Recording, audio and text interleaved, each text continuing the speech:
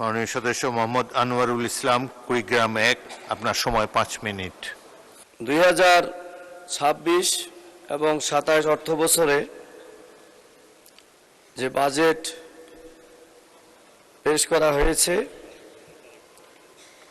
এটি আকারে বড় হলেও এটি অপরিকল্পিত, অস্বচ্ছ এবং অবাস্তবায়নযোগ্য। কারণ বাজেটের আকারের সমস্যা নয়, বরং সমস্যা হচ্ছে বাস্তবায়নের সক্ষমতা। বড় বাজেট তখনই কার্যকর হবে যখন পরিকল্পনা বাস্তবায়ন এবং জবাবদিহিতা একসাথে শক্তিশালী হবে। সেই দিক থেকে আমরা এবারের বাজেটে যে লক্ষ্যমাত্রা নির্ধারণ করা হয়েছে একটা বিরাট অঙ্কের,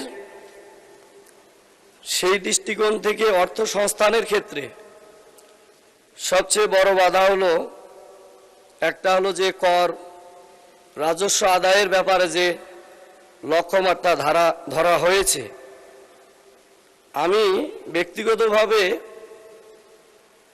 অর্থনীতির একজন ছাত্র হিসেবে এটি খুব বড় মনে করব না, কিন্তু বিগত সময়ের যে অভিজ্ঞতা, পর্যালোচনা এবং যে ধারাবাহিকতা, তাতে এই বিষয়টা একটা বড় ধরনের চ্যালেঞ্জ। সবচেয়ে বড় চ্যালেঞ্জ হলো যে ঘাটতি বাজেটের বিষয়টা, যেটা ঋণের উপর নির্ভরশীল এবং এই ঋণটা আমাদের দেশের আভ্যন্তরীণ এবং বৈদেশিক ঋণ যদি না পাওয়া যায় তাহলে আমাদের যে অর্থনৈতিক প্রতিষ্ঠানগুলো রয়েছে সবগুলোর উপর এর প্রভাব পড়বে এবং সাধারণ মানুষের যে আমানত ব্যাংকগুলোতে রক্ষিত রয়েছে এটি সরকারের ঋণের খাতায় চলে যাবে। সরকার ঋণ নিয়ে এই কার্যক্রম পরিচালনা করবে, অপরদিকে সাধারণ যারা বিনিয়োগ করবে, যা নতুন করে ব্যবসা বাণিজ্য প্রতিষ্ঠা করবে, তাদের সকল পথ বন্ধ হয়ে যাবে। মাননীয় স্পিকার, আমরা অনেকেই হয়তো বিষয়টা লক্ষ্য করি নাই যে আমাদের যে বর্তমান যে ঋণ, একটা ঋণ আছে আড়াল ঋণ, যেটা 6.4 লক্ষ কোটি টাকা। এটাও একটা বড় ধরনের বাধা আমাদের। আড়াল ঋণ কাকে বলে?